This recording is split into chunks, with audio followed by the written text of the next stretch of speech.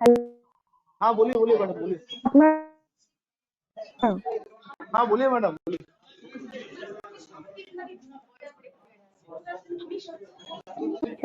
Hello. हाँ madam बोलिए। Hello आवाज आ रहा है?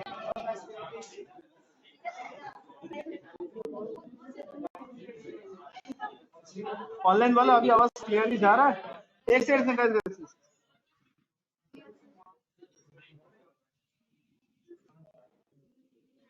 आवाज नहीं आ रहा है?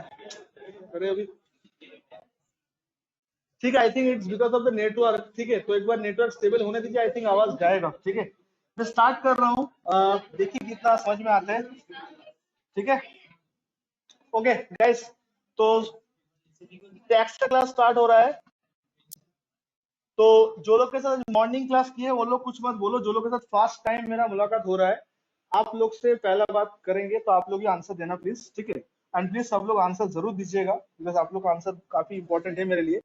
तो मेरा फर्स्ट क्वेश्चन है टैक्स का मीनिंग क्या आप लोग के लिए? What is the meaning of tax according to you?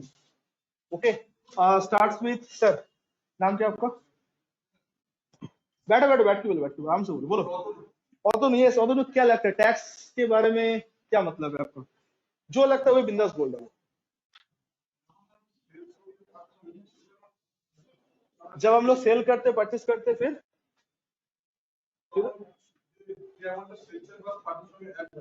You mean GST? आप जीएसटी के बारे में बोल रहे हो? सर वो तो एग्जाम्पल हो गया। मैं सिंपल से एक बात पूछ रहा हूँ what is the meaning of tax? Yes sir the student from Chandannagar. नाम क्या सर आपका? हाँ राजेश। यस राजेश टैक्स क्या है तुम्हारे हिसाब से? टैक्स क्या है?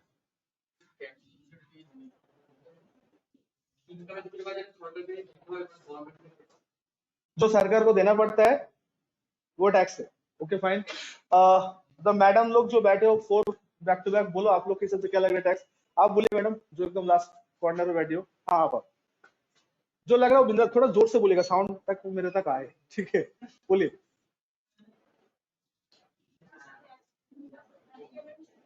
Tax payment to the government. Okay madam आप सुनने में मतलब टैक्स सुनते कुछ ना कुछ तो साउंड आता है कि हाँ टैक्स मतलब ये होना चाहिए। वही बोल लो पूछो। अरे सही गलत तो बात का बात है वो तो हम लोग कर लेंगे। तो आप लोग का सोच भी जरूरी है। बोलिए मैडम टैक्स क्या है आपके हिसाब से? जो लगता है कि ये टैक्स है आप बिंदास बोलिए। सही गलत तो बात का बात। हाँ बोलिए थोड़ा जोर से बोलिएगा। अच्छा ऑनलाइन स्टूडेंट सेम क्वेश्चन आप लोग के लिए भी है तो प्लीज आप लोग भी बताइएगा। ठीक है कि क्या टैक्स का मतलब है। अच्छा ठीक है सर आप बोलो। স্যার বলবো हाँ बोलिए मैडम। ট্যাক্স হলো একটা ফিনান্সিয়াল অ্যামাউন্ট যেটা গভর্নমেন্টকে দিতে হয়। ओके ऑनलाइन पे राखी जी का आंसर आ रहा है टैक्स एक अमाउंट है जो गवर्नमेंट को देना पड़ता है। ये एक आंसर आया। फाइन सर बोलो आप बोलो। हाँ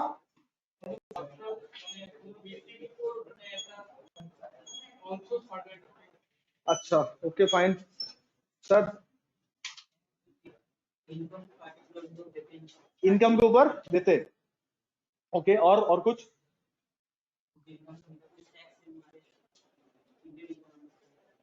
ओके मैडम आप टैक्स एक अमाउंट है जो हम लोग सरकार को देते हैं। ओके फाइन बोलो। ओके अच्छा मतलब वही इनकम टैक्स घूम फिर के आ रहा है। रिंग कैन पिंकी कुछ बोल रहे हैं आप लोग को? Tax is the revenue for the government. और तुम्हारा क्या आंसर है? याद है? अच्छा सुनो ओके ओके ओके आप लोग कुछ बोलोगे इधर से? मैडम यस बोलिए मेरे बैठ के बोलिए मैडम बैठ के बोलिए। किसी को चीज का किसी को चीज को यूटिलाइज करने के लिए आप जो पे कर रहे हो गवर्नमेंट को। हाँ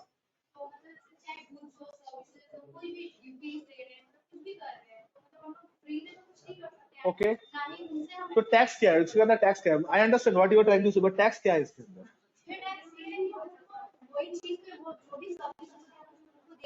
ओके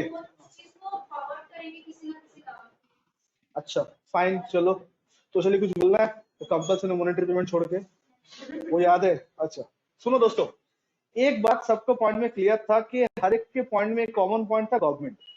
तो इतना तो कंफर्म है कि टैक्स का जो पैसा वो किसको जाएंगे? गवर्नमेंट को जाएगा। Very good. लेकिन सर यहाँ पे ना मेरा एक छोटा सा डाउट है यहाँ पे। अच्छा, I think tax liability that payable to the government, Kamal का आंसर। ओके फाइन, चलो thank you both the online and offline student. Tax is a financial charge that we pay to the government. Okay, Jyoti का answer आया, fine चलो।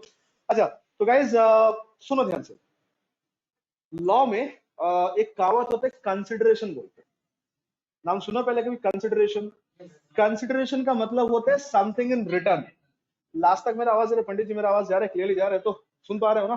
तो consideration का मतलब होता है समथिंग इन रिटर्न, मतलब आपने कुछ दिए हो, बदले में कुछ अब एक्सपेक्ट भी करते हो, इसी को बोलते हैं कंसिडरेशन। लॉ में कंसिडरेशन को बहुत ही इंपॉर्टेंस दिया जाता है। आज कुछ भी ले लो, आप मोबाइल फोन रिचार्ज से लेके कोई भी सामान परचेस करने के लिए जाओ, देखना आपको इनपुट उतना ही मिलेगा जितने के लिए पे किए हो, हाँ या ना? आपका बजट जितना होगा, सर्विस भी उतना ही मिलेगा और गुड्स भी उतना रिसीव होगा, ना तो उससे ज्यादा ना तो उससे कम। ये सब no, that is called consideration. तो आज सरकार को हम लोग खाली टैक्स नहीं देते, टैक्स छोड़ के भी ऐसा बहुत सारा पैसा है जो हम लोग जाने अनजाने में सरकार को देना पड़ता है। जैसे कुछ चीज बाय कंपल्सन देना पड़ता है, कंपल्सन मतलब मजबूरी में देना पड़ता है, कुछ चीज बस ऐसे ही हम लोग दे देते हैं। तो कंपल्सन में क्या देते हैं? सपोज मान लो आपसे कोई गलती हुआ, गलती इन द सेंस आपने ट्रैफिक रूल वायलेट किए हो, आपने ट्रेन में चढ़े हो विदाउट टिकट और आप पकड़े गए हो, तो पेनलाइज किया जाएगा कि नहीं किया जाएगा? क्या जाएगा? तो अगर आपके नाम पे चालान भरता है, आप उस चालान का पेमेंट करते हो, तो पैसे किसके पास जाएगा? गवर्नमेंट के पास जाएगा। तो फाइन्स एंड पेनल्टीज जो हम लोग गलती पे भरते हैं वो भी तो सरकार के पास ही जाते हैं। एग्री की नॉट एग्री? एग्री करते हो? आज ऐसा बहुत सारा टास्क है जो गवर्नमेंट से मिलता है हम लोग को, और उसके लिए पैसा देना पड़ता है। जैसे कि ड्राइविंग लाइसेंस, आपको टू व्हीलर का लाइसेंस के लिए अप्लाई करना होगा, अलग चार्जेस होगा। हेवी गुड्स के लिए अप्लाई करना होगा, अलग चार्जेस होगा। पैसा कौन ले रहा है? आरटीओ ले रहा है, आपके नाम पे चालान भी दे रहा है। तो सरकार को टैक्स नहीं, टैक्स छोड़ के ये सब पैसा भी देते हो, लेकिन टैक्स जो हम लोग देते हैं और ये जो चीज देते हैं, दोनों में ना थिन लाइन डिफरेंस है जो टैक्स को अलग कर देते हैं। तो फिर से बता रहा हूँ, टैक्स जो है वो सरकार को ही देता है। आप लोग एब्सोल्युटली करेक्ट हो, टैक्स सरकार को ही देना पड़ता है और हम लोग सरकार को ही देते हैं, number one. Number two, tax छोड़ के और भी पैसा सरकार को देना पड़ता है। हाँ, सब लोग नहीं देते हैं, बट जिनको दरकार तो देते हैं। क्या टैक्स हर कोई पे करता है? जो उस सेगमेंट में आएगा भी पे करेगा। सेल परचेस करने जाओ या आपने इनकम टैक्स क्रॉस को, तब जाके होगा। तो सर बात तो तय है कि 120 करोड़ का आबादी जो है इंडिया का, 120 करोड़ लोग तो पे नहीं करेगा। ये तो वही करेगा जो कुछ उस दायरे में आएगा। एग्री की नॉट एग्री? मतलब लाइबिलिटी आएगा तब जाके होगा। Yes sir, I agree with you. आगे तो ইয়েস सर, স্যার, যারা ইনকাম করবে তাদেরকেই ট্যাক্স দিতে হবে। यस मैडम, इनकम होगा तभी टैक्स होगा। तो आज एक बात आप बोलो, गलती जो करेगा फाइन तो वही भरेगा। आप सीधा चल के टीटी को फाइन कर लीजिए, फाइन लीजिए, एक महीना मुझे मत टिकट मत पूछना, ऐसा बोलोगे? गलती जो करेगा फाइन वही भरेगा। सर हेलमेट लेके नहीं निकले थे, पुलिस ने पकड़ लिया, तो गलती होगा। ड्राइविंग लाइसेंस एक्सपायर करेगा तो पेनल्टी थोड़ा बढ़ जाएगा। तो आज अगर आप कुछ पे कर रहे हो तो बदले में कुछ आपको मिल भी रहा है। क्या मिल रहा है? सुबह एक स्टूडेंट पूछा था, तुम्हें शायद पूछे थे ना, तुम्हें शायद पूछे थे ना, हाँ ठीक है, कि सर सरकार को फाइन पेनल्टी देते तो बदले में क्या मिलता है? तारीफ तो नहीं मिलता है, आप जेल नहीं जा रहे हो, ये सबसे बड़ी बात है। क्योंकि हर एक एक्ट में दो लॉ लिखा रहता है, आइदर इम्प्रिजनमेंट और पेनल्टी। तो आप पेनल्टी दी क्या चीज का अवॉइड कर रहे हो? इम्प्रिजनमेंट का अवॉइड कर रहे हो, तो भी एक तरह का तो ये हो गया। आज आपको एक नया बिजनेस स्टार्ट करना है तो आपको पता है ट्रेड लाइसेंस जरूरी है। म्यूनिसिपैलिटी एरिया हो या पंचायत एरिया हो, you have to apply for what? Trade licence. तो आज आप ट्रेड लाइसेंस के लिए अप्लाई करने जाओगे, सबसे पहले पूछेगा बिजनेस क्या चीज का है। मैन्युफैक्चर के लिए अलग पैसा, ट्रेडर के लिए अलग पैसा और फैक्ट्री के लिए अलग पैसा। तो जितना बड़ा बिजनेस होगा ट्रेड लाइसेंस का चार्जेस भी उतना बढ़ जाएगा। और वैसे भी बहुत सारा शॉप होता है जो खोलने के लिए सरकार से परमिशन भी पैसे देकर लेना पड़ता है। कैसे? लिकर शॉप, नाम तो सुना ही होगा। तो लिकर शॉप खोलने के लिए आपको पता लाइसेंस लेना पड़ता है। आज एक गाड़ी परचेस करने जाओगे ट्रांसपोर्ट में देने के लिए, तो देखना नंबर प्लेट दो तरह का होता है, व्हाइट और येलो। तो व्हाइट का जितना नंबर प्लेट होता है वो सब प्राइवेट रजिस्ट्रेशन होता है, उसके लिए उतना पैसा का दरकार नहीं। लेकिन येलो नंबर प्लेट होता है उसका कॉमर्शियल होता है, उसके लिए पैसा अलग से देना पड़ता है, उसको परमिट बोलते हैं, जिसको हर साल रिन्यू कराना पड़ता है। मालूम है ना सब बातें? तो आपके सब फ्री में मिलता है कि पैसे देना पड़ता है? पैसा किसको देते हैं? तो सरकार खाली टैक्स दे रही है कि ये सब भी दे रहा है? समझ रहे हो मैं क्या बोल रहा हूँ? तो sir what is the difference between ये सब थिंग एंड टैक्स? तो डिफरेंस क्या है? ये जो हम गवर्नमेंट की सब दे रहे हैं और जो टैक्स हम लोग को देना पड़े, दोनों में डिफरेंस क्या है? सर डिफरेंस है कंसिडरेशन का। मतलब सर आज आप टू व्हीलर के लाइसेंस के लिए अप्लाई करोगे तो पैसा टू व्हीलर का ही लगेगा, आई थिंक 300 या 400 कुछ लेता है शायद। फोर व्हीलर का थोड़ा ज्यादा, हेवी का थोड़ा ज्यादा, हेवी मतलब जो लोग हेवी गुड्स के लाइसेंस, ट्रक वगैरह के लाइसेंस पे अप्लाई करते हैं। डन? यस और नो? तो सर सरकारी तो देने वाला होता है ना लाइसेंस, आरटीओ इशू करता है ना। तो आज हम जितने का पैसा देंगे उतने का सर्विसेज मिलेगा। लेकिन आज अगर आप 5 लाख रुपए टैक्स पे कर रहे हो गवर्नमेंट को, गवर्नमेंट से एक बात पूछो तो, dear government I have paid 5 lakh income tax this year, ये रसीद है उसका। मुझे आपसे एक सिंपल सवाल करना है गवर्नमेंट से, मुझे आप कहां से 5 लाख का बेनिफिट दो, जवाब दो। गवर्नमेंट आपको प्यार से बुलाएगा चाय पे चर्चा करने पे? गवर्नमेंट ऑफिस बैठ के बात करते, पूरा चीज समझा देंगे 5 लाख का। क्या बोलेगा पता है?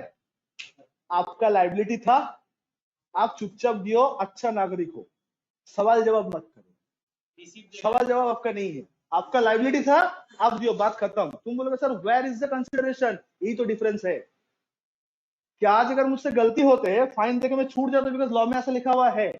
आज मुझे नया बिजनेस स्टार्ट करना होता है, उसको अगर लीगलाइज करना है तो I have to apply for the trade licence, right? और उतना ही मिलेगा जितने का मैं पैसे दे रहा हूँ। 1500 में 100 स्क्वायर फीट का रजिस्ट्रेशन होगा, 1000 स्क्वायर फीट का नहीं होगा, दुकान का एरिया का बात कर रहा हूँ।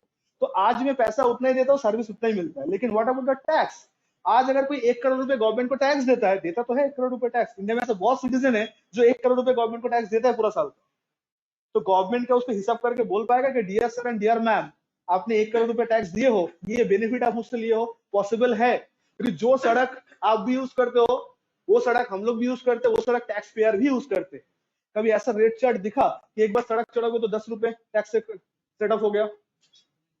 ऐसा रूल आया? कभी आएगा भी नहीं, पॉसिबल ही नहीं है। गवर्नमेंट जो हम लोग को देता है बेनिफिट में, वो कॉमन वेलफेयर के लिए देता है। कॉमन वेलफेयर मतलब tax payer non tax payer सबके लिए देता है। तो टैक्स में ये डिफरेंस है। क्या डिफरेंस है? कि टैक्स के बदले में रिटर्न जो है, रिटर्न मतलब जो बेनिफिट आपको मिलना चाहिए, वो इक्विवेलेंट हो भी सकता है, नहीं भी हो सकता है। समझ में आया ये वाला पार्ट? तो बात जब टैक्स का होगा, डेफिनेशन जब टैक्स का पूछा जाएगा, तो आप लोग से रिक्वेस्ट है डेफिनेशन टैक्स के अंदर ही रखिएगा। इनकम टैक्स, जीएसटी, कस्टम, ये तो एग्जाम्पल होगा। जब बोले थे प्रॉपर्टी टैक्स वगैरह, तो सर वो तो एग्जाम्पल होगा। I am not asking example, simply एक मीनिंग पूछा था, टैक्स शब्द का मतलब क्या है, इंडिया में टैक्स का मतलब क्या है। तो टैक्स एक तरह क्या है? अमाउंट है। किनको देना है? बोलो, आप लोग बताए थे किनको देना है? गवर्नमेंट को देना है। आज लास्ट में और एक चीज ऐड किए, देने के बाद कुछ लेने जब जाएंगे, वो मिल भी सकता है, नहीं मिल सकता, ज्यादा भी मिल सकता है, मतलब प्रोपोर्शनेट नहीं मिलेगा। प्रोपोर्शनेट समझते हो ना? 1 लाख पैसा दियो तो 1 लाख जैसे आपको मिलना चाहिए, दैट इज कॉल्ड प्रोपोर्शनेट। तो टैक्स अगर जब 1 लाख रुपए दे रहे हो, तो बदले में 1 लाख का बेनिफिट मिल भी सकता है, नहीं भी मिल सकता है, ज्यादा भी मिल सकता है। That is the difference between the tax and other charges. Every one of you getting this? Online offline both are clear? किसी कोई आर्गुमेंट है कर सकते हो, क्वेश्चन है पूछ सकते हो।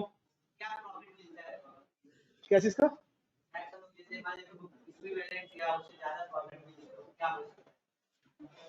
टैक्स समझे नहीं? टैक्स टैक्स आप 1 लाख रुपए पे किया, वेरी गुड।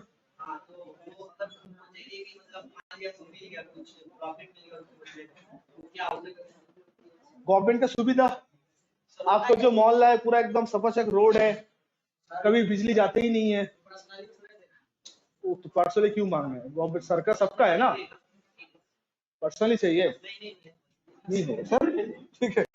सरकार सब खोल दी है, सरकार सबका है, ठीक है? यस, किसी को डाउट है तो प्लीज पूछ सकते हो आप लोग। Yes no? मैडम लोग क्लियर हुआ ये वाला पार्ट?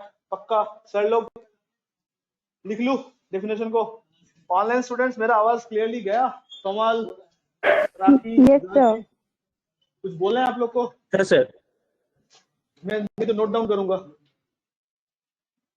तो लिख लेता आ जाओ टैक्स का डेफिनेशन। স্যার রেকর্ডিংটা অন করে দিন। रिकॉर्डिंग हो रहा है मैडम?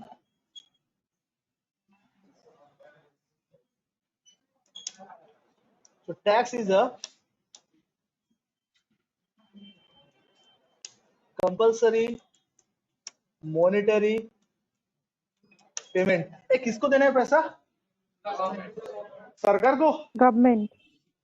चलिए पब्लिक बोले सरकार को। पक्का? हाँ सर पक्का। एक पैसा देने के बाद कुछ एक्सपेक्ट करे। 10 लाख टैक्स दे, 10 लाख एक्सपेक्ट कर ले सर, खबरदार भूल से भी नहीं, ठीक है? क्योंकि संविधान बोल रहे हैं आपको, क्या बोल रहे हैं सर? बोल रहे हैं कि विदाउट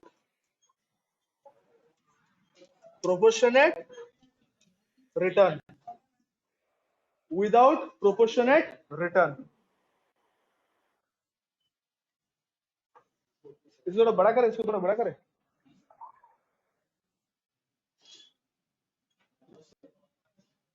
अब पीछे में जो बैठे हो सर लोग, मैडम लोग, अभी दिख रहा है पूरा? तो और बड़ा करूं? खुद ही दिखाई दे रहा है? अगर हम चेक कर लेते, ठीक है? तो मूव कर ही सकता हूँ,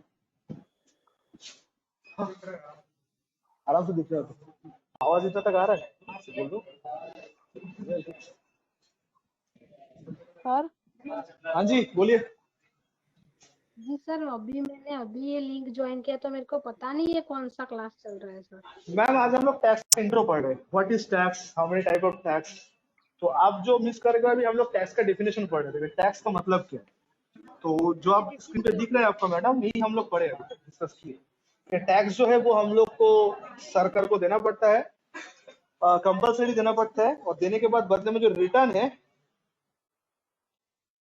जी सर, ये डीटी का क्लास है ना सर? हाँ जी हाँ जी, ओके सर, ये फर्स्ट क्लास है ना अभी? Yes yes, first class. Sir आज से स्टार्ट हुआ है ना कि और? हाँ जी हाँ जी, आज से स्टार्ट हुआ, आज से जस्ट ये अभी कितना घंटा, आधा घंटा भी नहीं हुआ। ठीक है सर, क्योंकि लिंक अभी अभी आया है इसलिए मैंने सोचा ये कब से चल रहा है। नहीं, जस्ट 10-15 मिनट हुआ, ठीक है? ठीक है गाइस मुझे कंफर्म करो, ये जो डेफिनेशन है, ये डेफिनेशन सबको क्लियर है? हर एक शब्द क्लियर है? হ্যাঁ স্যার বুঝে গেছি। विदाउट प्रोपोर्शनल रिटर्न का मतलब समझ में आया? बदले में रिटर्न मिल भी सकता है, नहीं मिल सकता। अच्छा गवर्नमेंट क्या बोलेगा? मिलेगा ही नहीं, जाओ बात खत्म, टैक्स की बात खत्म, कि मिलेगा? तो रुको जरा, सबर करो, मिलेगा, ऐसा वाला बात। बट मिलेगा ही ऐसा कोई बात नहीं है, ठीक है? चलो आगे बढ़ते हैं। हेडिंग करो, क्लासिफिकेशन ऑफ टैक्स। इंडिया में कितना तरह का टैक्स पाया जाता है? चलो पब्लिक का आंसर एकदम रेडी है, बहुत प्रोएक्टिव बच्चे हैं सब। স্যার দুটো, डायरेक्ट इनडायरेक्ट। मैडम थोड़ा हिंदी और इंग्लिश में बात करिएगा ताकि सब कुछ समझ में आए। ओके, बस रिकॉर्ड कर रहा हूँ ना, तो रिकॉर्डिंग मुझे हिंदीতে বলতে हैदराबाद হবে স্যার? अहमदाबाद, हिंदी इंग्लिश আচ্ছা तो স্যার। करिए, सबको समझ में आए ना। रीजनल लैंग्वेज थोड़ा अवॉइड करिए प्लीज, नहीं तो सबको समझ में नहीं आएगा, इसलिए बोलता हूँ। मुझे समझ आ जाता है बट बोलो कितना तरह का टैक्स पाया जाता है? पब्लिक पूरा जोश में, गुड, माशाल्लाह। ऐसे जोश बरकरार रखना पूरा क्लास में, समझ जाएंगे हम लोग। रिंग की छोड़ के सबको समझ में आ गया तो? रिंग की या श्रुति, तुम लोग को सच में समझ में आ रहा है? वैसे शक्ल बंगाली के 5 की तरह क्यों बना लिया? वैसे इधर बैठो तुम, उधर कोई जगह बैठो, सामने से दिख रहा है सब कुछ। तो तुम तो चैंपियन हो, आई नो दैट, तुम्हें समझ में आ जाएगा, ठीक है? तुमसे एक्सपेक्टेशन ऊपर का है। अच्छा सुनो गाइस, कुछ चीजें अभी डिस्कस करने जा रहे हैं आप लोगों के साथ। ये चाहे इंडिया हो, यूके हो, लंदन हो, पेरिस हो, कहीं पे भी हो आप, ये रूल सबके लिए सेम है कि कोई भी टैक्स को वो डायरेक्ट है इनडायरेक्ट है, कौन सा पैरामीटर को बेस करके पहचान। रिपीट, कोई भी टैक्स, सपोज मान लो दुबई में चले गए हो, तो दुबई में देखना वैट है, तो आपके माइंड में क्वेश्चन है सर इंडिया का वैट तो इनडायरेक्ट टैक्स था, दुबई का वैट भी तो इनडायरेक्ट टैक्स है। ये क्वेश्चन अगर माइंड में आए तो आंसर में दे देना कि कौन सा पैरामीटर के ऊपर बेस करके आप डिसाइड करोगे ये टैक्स जो है ये डायरेक्ट है कि इनडायरेक्ट। तो 2 पैरामीटर है, यूनिवर्सल पैरामीटर याद रखिएगा। चलो पब्लिक बोल रहे हैं तो हम लिख दे रहे हैं, इंसिडेंस ऑफ टैक्स,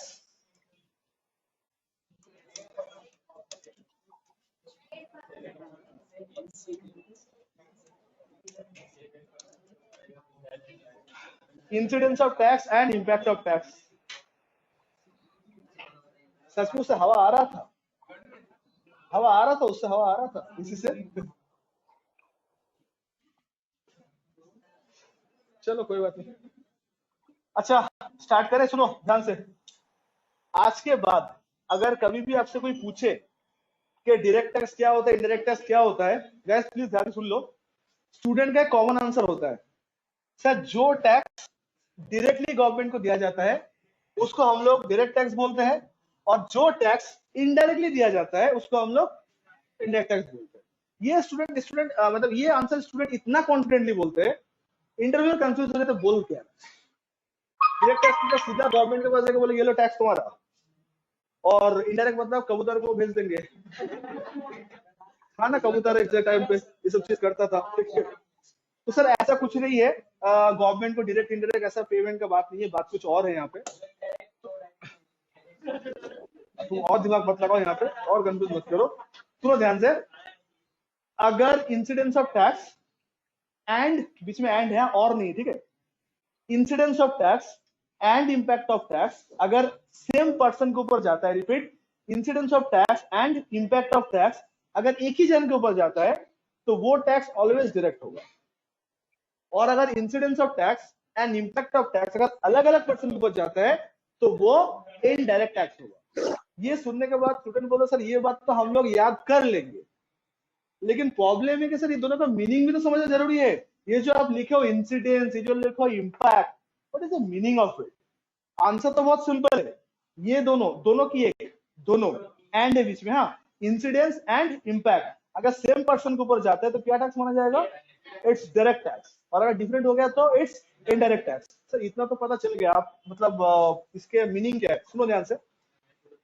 सरकार का हक है ना टैक्स के ऊपर कि पब्लिक का हक है? टैक्स का पैसा किसको दे दो, लिखो आप लोग अभी, किसको दे दो? सरकार को दे दो। तो टैक्स के ऊपर हक किसका है? सरकार का है। तो सरकार तक टैक्स जो देने हैं हम लोग, उसको हम लोग बोलते हैं इंसिडेंस। क्या बोलते हैं? Incidence. Tax paid to the government, सरकार को टैक्स देना, इस चीज को हम लोग बोलते हैं इंसिडेंस। और टैक्स मतलब पैसा, तो पैसा कहाँ रहता है? जेब में रहता है। तो जिसका, सीधा हिंदी में बोलो तो जिसका जेब से पैसा जाएगा वो होता है इम्पैक्ट, और बर्डन और लाइबिलिटी। तो सरकार को पैसा मिला, कोई तो अपना जेब से वो पैसा निकाला, तो जो अपना जेब से पैसा निकालेगा उसी को हम लोग बोलते हैं इम्पैक्ट और बर्डन ऑफ टैक्स। तो सरकार को देने वाला और जेब से निकालने वाला दोनों अगर एक ही जन हुआ, उस टैक्स को हम लोग क्या बोलेंगे? उसको हम लोग बोलेंगे डायरेक्ट टैक्स। और सर सरकार को देने वाला और जेब से निकालने वाला दोनों अगर अलग अलग हुआ तो उसको हम लोग क्या बोलेंगे? It's indirect tax. समझ रहे हो? एग्जाम्पल में मैं अभी समझा दूंगा, पहले आप लोग बोलो incidence of tax and impact of tax का मीनिंग समझ में आया आप लोग का? What is the meaning of incidence of tax and impact of tax? Anyone doubt? तो लिख लो एक लाइन इसके नाम पे प्लीज। किसी का भी कंफ्यूजन है तो, हाँ विशाल बोल रहा हूं।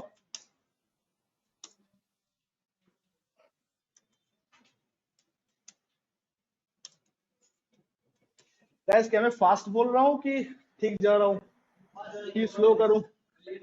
सर ठीक है कि फास्ट जा रहा हूँ? मैडम लोग समझ गए हो ना आप लोग? स्लो कर दूं क्या? और मतलब आवाज का तेज नहीं, मतलब बोलना स्लो कर दूं कि ठीक जा रहा हूँ? बोल देना मुझे प्लीज, हाँ, जो लोगों से फर्स्ट टाइम क्लास कर रहा हूँ। ऑनलाइन वालों सही है ना कि थोड़ा और स्लो जाऊं? हाँ सर सही है। चलो थैंक यू। अच्छा ये फिरिंगी वाला शब्द है हम लोग लिख दिए है, tax paid to the government and burden of tax. तो आप लोग पहले बोलो tax paid to the government and burden का मीनिंग समझ में आया? टैक्स के ऊपर हक किसका है? गवर्नमेंट का। तो किसी को तो गवर्नमेंट को जाके देना पड़ेगा। क्या गवर्नमेंट आपके पास आएगा क्या आपको देना पड़ेगा? आपको देना पड़ेगा। तो आप जो गवर्नमेंट को देने जाओगे तो उसको हम लोग क्या नाम दिए? इंसिडेंस। सर क्या देने जा रहे हो गवर्नमेंट को? इज्जत की पैसा। मतलब गवर्नमेंट को रिस्पेक्ट देने जा रहे हो कि पैसा देने जा रहे हो? सर गवर्नमेंट को पैसा देने जा रहे हो। पैसा तो किसी का जेब से निकाला जाएगा, रिस्पेक्ट गवर्नमेंट आपको करेगा। गवर्नमेंट रिस्पेक्ट करता है सर हम लोग को। न्यू सिस्टम में ऐसा आया है कि अगर आप 1 लाख का ऊपर टैक्स पे करोगे तो आपके नाम पे मोदी जी साइन किए हुए एक सर्टिफिकेट आएगा, सिल्वर सर्टिफिकेट। 10 लाख टैक्स पे करोगे तो गोल्ड सर्टिफिकेट, 1 करोड़ से ज्यादा टैक्स करोगे तो डायमंड सर्टिफिकेट। तो सर ये सर्टिफिकेट दिखा कि क्या मुझे अक्षय कुमार के साथ सेल्फी मिल सकता है? अब ये बता, ठीक है, वो भी तो हाईएस्ट टैक्स पेयर है ना, ठीक है। हाँ नहीं, वो सर्टिफिकेट आता है, वो साइन, सर का साइन रहता है पूरा। हाँ, पूरा मोदी जी का फाइनेंस मिनिस्टर रहता है। हाँ, वो सर्टिफिकेट दिखा के तुम्हें एक्स्ट्रा एडवांटेज मिलेगा। अगर मतलब ट्रैफिक पुलिस से रोक लिया, तुम सर्टिफिकेट दिखा दिया, गोल्ड यूजर, वो भी मोदी जी का सर्टिफाई किया हुआ, तो अब तो उसके ऊपर डिपेंड करता है, वो तुम्हें सैल्यूट करेगा कि बोलेगा ठीक है सर जाइए and all that I don't know, but government honour करता है। मतलब आप लोग कंप्लेन करते हो ना, गवर्नमेंट क्या करते है, गवर्नमेंट आपको ऑनर करते है, पहचान लेते हैं आप। 120 करोड़ का आबादी के अंदर आप हो, कुछ हीरा, कुछ सोना, कुछ चांदी, कैसे पे कर ले, ठीक है। क्या चीज का लॉजिक? एंगेजमेंट में तुम्हें रिंग पहना तुम्हारा ससुर जी, क्या लॉजिक है?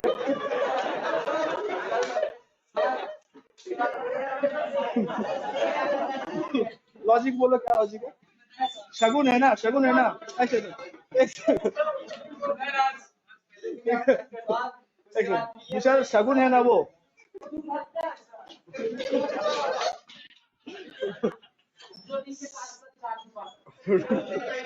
सर ये तो शगुन है ना इंडिया में, तो मोदी जी भी ऐसा शगुन निभा रहे हैं, ठीक है। चलो गाइस लिखो। अच्छा एक लाइन लिख लो, अच्छा ये लाइन लिख लो ना, incidence and impact fall on same person to direct tax है, कि लिखे ना कि नहीं? हो गया ना। अच्छा एक बार जीएसटी का एग्जांपल लेते हैं। जीएसटी के क्या होता है, जीएसटी की इनडायरेक्ट टैक्स एक बार बोल देते हैं ना, सुनो ध्यान से। सपोज मान लो हमने कोई सामान परचेस किए जिसका दाम है मान लो 10,000 रुपए, सामान का दाम क्लियरली एविडेंट है। और अच्छा छोड़ो उसको छोड़ो, ऑनलाइन शॉपिंग जब हम लोग करते हैं फ्लिपकार्ट अमेजोन या कहीं पे भी, जो फाइनल प्राइस हम लोग चुकाते हैं क्या वो एक्सक्लूडिंग जीएसटी होता है कि इंक्लूसिव जीएसटी होता है? अमेजोन फ्लिपकार्ट में जो प्राइस आता है वो इंक्लूसिव होता है। मिंत्रा, जबोंग, टाटा क्लिक, अजियो में जो प्राइस आता है वो धोखा होता है, ठीक है, वो किए नहीं है। अजियो या टाटा वो तो कुछ हाँ कैटेगरी सर, धोखा ही होता है। मिंत्रा में तुम एक चॉइस किए हो, प्राइस दिखा रहा है 6,000, प्लेस ऑर्डर करने जाओगे 5% जीएसटी ऐड हो जाए। फ्लिपकार्ट में ऐसा नहीं करता, तो कोई दूसरा शॉप पर से तुम किए हो शायद दिखा होगा, सब में नहीं होता। मिंत्रा में क्लास के बाद तुम दिखा, मैं दिखा दूंगा। अजियो में, टाटा क्लिक में ऐसा नहीं होता। फ्लिपकार्ट अमेजन में जेन्युइन है, मतलब जेन्युइन मतलब अगर 3,999 प्राइस है इट इंक्लूसिव एवरीथिंग। मिंत्रा जबंग में ऐसा नहीं होता, वो प्राइस कुछ और दिखेगा, तुम जैसे प्लेस ऑर्डर करने जाओगे लेकिन एडिशनल जीएसटी ऐड करेगा और भी ऐड करेगा, डिलीवरी चार्जेस ऐड करके थोड़ा बढ़ा देता है। तो ये करता है, मतलब उसका ऐसे बहुत सारे सिनारे करते हैं। एनीवे मेरा टॉपिक वो नहीं था। एक सेकंड, आज मान लो हमने कोई एक फोन बुक किया जिसका दाम मान लो 10,999 का दाम है, तो जैसे मैं ऑर्डर प्लेस करूंगा तो मेरा अकाउंट से अगर पेमेंट करूंगा 10,999 ही जाएगा। तो जब सामान डिलीवर होगा तो डिलीवरी बॉय मुझसे जीएसटी अलग से लेगा कि पे GST and collect the phone की, सब पेड है, सब पेड है। तो आज जैसे आपके पास इनवॉइस आ रहा है, आप देख रहे हो इनवॉइस का ब्रेकअप, 7,999 जो है वो फोन का दाम था और बाकी देखना टैक्स के नाम पर आपसे ले लिया गया। यही होता है, देखना ऑनलाइन पे कोई भी इनवॉइस चेक करोगे नहीं आएगा। हाँ सर, हाँ सर। यस यही आएगा। तो आपने प्राइस कितना पे किया? 10,999, दैट इज इंक्लूसिव जीएसटी। तो आपने जीएसटी का पैसा सरकार को दिया कि फ्लिपकार्ट वालों को दिया? क्या फ्लिपकार्ट सरकार है कि वो सप्लायर है? सप्लायर है, तो वो आपसे टैक्स का पैसा ले लिया, लेके वो अपना जेब से रख दे कि सरकार को देगा। तो सरकार को देने वाला कौन है? फ्लिपकार्ट। तो इंसिडेंस फ्लिपकार्ट के ऊपर। पैसा क्या फ्लिपकार्ट का जेब से निकल रहा है कि कस्टमर का जेब से निकल रहा है? कस्टमर का जेब से निकल रहा है। सेम पर्सन की डिफरेंट पर्सन? तो आप ही लोग बता दो GST direct tax indirect tax है? समझ आया? तो कोई भी टैक्स डायरेक्ट है या कोई भी टैक्स इनडायरेक्ट है, ये कौन सा फैक्टर डिसाइड करेगा?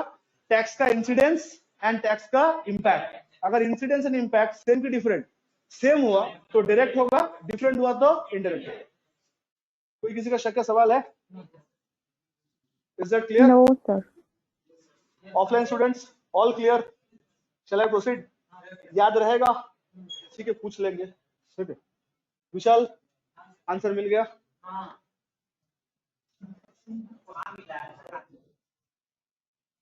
अच्छा नेक्स्ट। अच्छा हम लोग का इंडिया में और एक चीज हम लोग के साथ होता है, सुना गया, सुनो। क्लास कौन सा है?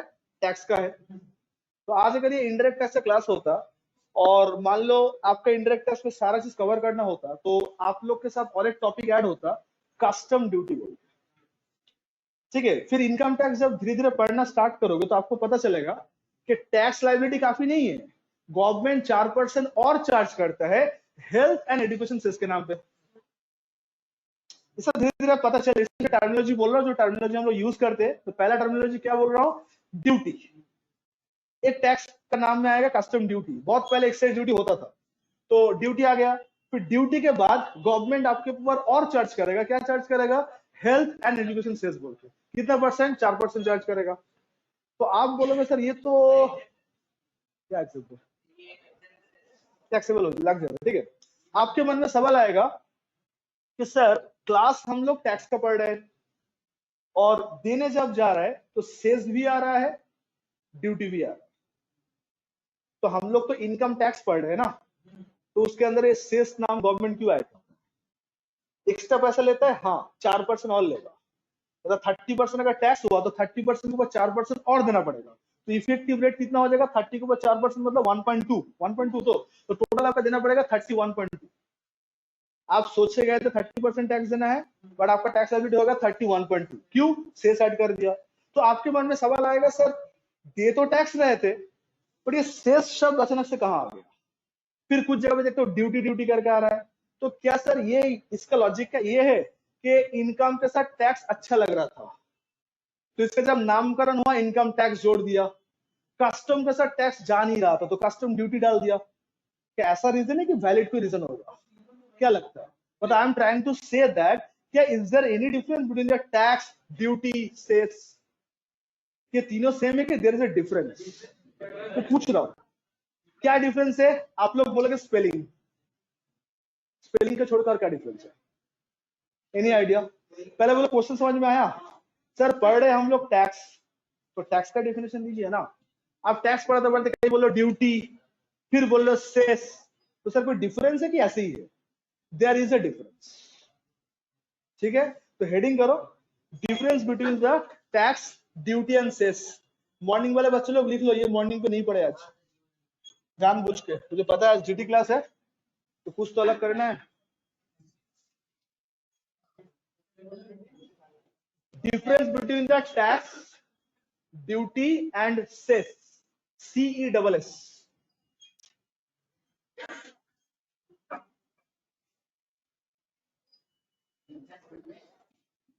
Tax, duty and cess. बोले स्टार्ट करें, आइए शुरू करते हैं। क्या डिफरेंस है। अच्छा टैक्स का मतलब बोलना जरूरी है कि ऑलरेडी पता है आपको, अभी तो उसके लिए चल जाता ना, कंपलसरी के ऑप्शनल। ए टैक्स पे करना कंपलसरी के ऑप्शनल, ऑप्शनल क्या बोल रहे हो भाई।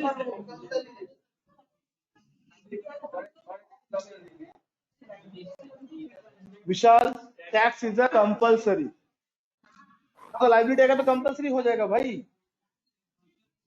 Tax is a compulsory, monetary की नॉन मॉनिटरी। अच्छा मॉनिटरी का मतलब पता है ना, इन टर्म्स ऑफ मनी, पैसा रोकड़ा देना पड़ेगा, ठीक है। किसको देना है, गवर्नमेंट को देना है, और देने के बाद रिटर्न मिल भी सकता है, नहीं मिल सकता है। Sir what about the duty, duty क्या है। मतलब हम लोग सुने नाइट ड्यूटी, डे ड्यूटी, ये ड्यूटी का बात हो रहा है कि और कोई ड्यूटीज का बात हो रहा है यहाँ पे, आइए देखते हैं। आप लोग तो सुनने के बाद पहले वही ड्यूटी याद आता होगा, मॉर्निंग ड्यूटी, नाइट ड्यूटी, ये तो होता है ना duties and all that. Tax में ड्यूटी शब्द का क्या मतलब है, आइए थोड़ा डिस्कस करते हैं। कस्टम ड्यूटी को लेकर चलते हैं, बिकॉज कस्टम ही है, एक्साइज तो हट गया, जीएसटी आने के बाद कस्टम है। तो आपको पता है कस्टम ड्यूटी क्यों अप्लाई होता है। सामान जब देश के बाहर से लेके आओगे तो कस्टम अप्लाई होता है। If you are importing any goods from outside India, if you are importing service from outside India, तो कस्टम अप्लाई हो जाएगा। मतलब सर, मतलब सपोज मान लो हम लोग के अनिश अपना एरिया पे मोबाइल फोन का शॉप ओपन कर लिया और इसका पहले ऑर्डर है आईफोन का। तो आईफोन का कहानी मैं बता रहा हूँ आप लोगों को, उसका जो कर्टेन होता है उसमें 8 फोन रहता है, कोई भी मॉडल ले लो, XS, XS Max, 12, 11 whatever, 8 phone का ऑर्डर देना पड़ेगा। विदाउट 8 में ऑर्डर लेते नहीं। मतलब मैं B2B का बात कर रहा हूँ, B2B समझ रहे हो ना, मतलब जो खरीद रहे हैं बेचने के लिए, खुद फैमिली में बांटने के लिए यूज नहीं कर रहे। सोचो कैसा फैमिली हो जाए आईफोन बांट रहे हैं होता ही होगा अंबानी फैमिली में, ऐसे थोड़ी है। अच्छा anyway, जो भी है, सो 8 आता है एक एक आइटम में, ठीक है। तो भाई साहब ने 2 कार्टन का ऑर्डर दे दिया। तो कैलिफोर्निया से इंपोर्ट होता है एप्पल का, जहां से इंपोर्ट होता है प्लेस ऑफ ओरिजिन। तो ये भाई साहब जो वेंडर है आउटसाइड इंडिया का, सारा दाम दे दिया। कितना दाम होता है, पैसा पहले ही देना पड़ेगा। क्या लगता है कैलिफोर्निया से उधार में माल देगा? कल अगर माल ने पैसा ना दिया तो कैलिफोर्निया से इंडिया आएगा पैसा लेने के लिए, तो पहले पैसा उसके बाद डिलीवरी। सर अगर एप्पल ने डिलीवर नहीं किया तो सर वो एप्पल है, वो करेगा, उसका ब्रांड वैल्यू का नाम इज्जत है मार्केट में, ठीक है, वो ऐसा फालतू काम नहीं करेगा। तो सर वो डिलीवर कर दिया, तो सामान कहाँ आएगा सबसे पहले? क्या फ्लाइट आसमान से छोड़ देगा लो कैच, क्या डिलीवर होगा? या तो जहाज से आएगा या तो उड़ के आएगा। ट्रेन से आने का चांस है यूरोप से, अमेरिका से चांस है, बाय रोड भूल ही जाओ, ठीक है। आते आते एप्पल पर 2-3 फोन और लॉन्च हो जाएगा। तो सर फ्लाइट से आया, हम लोग का जो कोलकाता इंटरनेशनल एयरपोर्ट है वहां पे लैंड किया कार्गो वाला सेगमेंट में। तो जैसे ही भाई साहब फोन लेने गया तो वहां पे ऑफिसर रोक लिया, क्या सामान है? तो भाई साहब ने बोला कि सामान है मेरा फोन, ये मेरा बिल है, सब कुछ है, सब पेड भी है सर, फोन दीजिए जल्दी, कस्टमर वेट कर रहा है। तो कस्टमर डिपार्टमेंट बोला रुकिए सर, और भी फॉर्मेलिटीज है। क्या फॉर्मेलिटीज? ये जो फोन आप इंडिया में लेके आए हो इसके ऊपर 10% कस्टम ड्यूटी हो, मतलब और पैसा, हाँ और पैसा। बोलेगा फिर रुको, और भी एडिशनल कस्टम ड्यूटी के नाम पे और 18% भरो।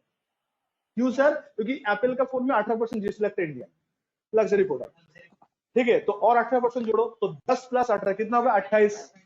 कहां से लेके आया सर? यूएस से। 10% एंटी डंपिंग ड्यूटी और जोड़ो, ठीक है, 38% टैक्स।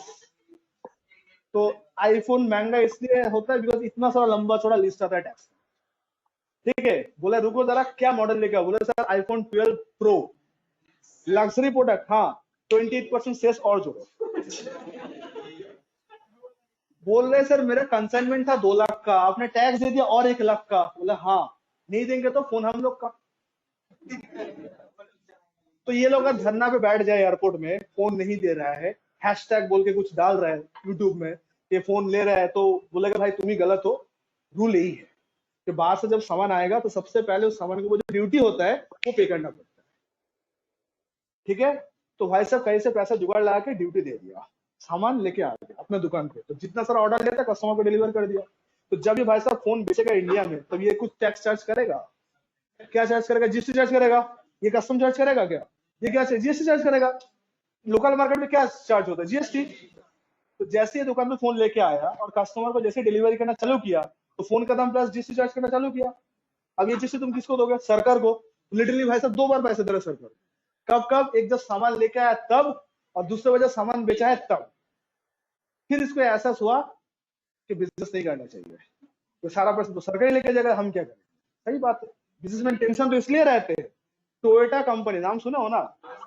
मार्केट शेयर की अगर बात करोगे, टोयोटा, फोर्ड, ये होता है नंबर 1 अगर गाड़ी मैन्युफैक्चर वर्ल्ड वाइड अगर बात करो। बीएमडब्ल्यू, मर्सिडीज, लैम्बोर्गिनी नहीं है, वो लोग तो महंगा कार बनाते हैं, बट अगर गाड़ी का अगर क्वांटिटी देखने जाओगे कि मार्केट में किससे गाड़ी, जैसे इंडियन मार्केट में मारुति सुजुकी जो है वो सबसे ज्यादा गाड़ी वही लोग चलाता है। बेस्ट एग्जांपल ओला उबर। स्विफ्ट डिजायर छोड़ के कोई गाड़ी ही नहीं है।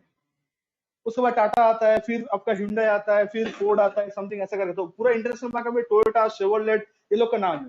टोयोटा का मॉडल है फॉर्च्यूनर बोल के, लैंड क्रूजर तो बहुत हाई फाई मॉडल है, फॉर्च्यूनर वो लोग बोले इंडिया में लेके 28% सेल्स लगता है। गाड़ी का दाम होता है 17 से 18 लाख, इंडिया में गाड़ी लेके आते आते गाड़ी का दाम होता है 38 लाख।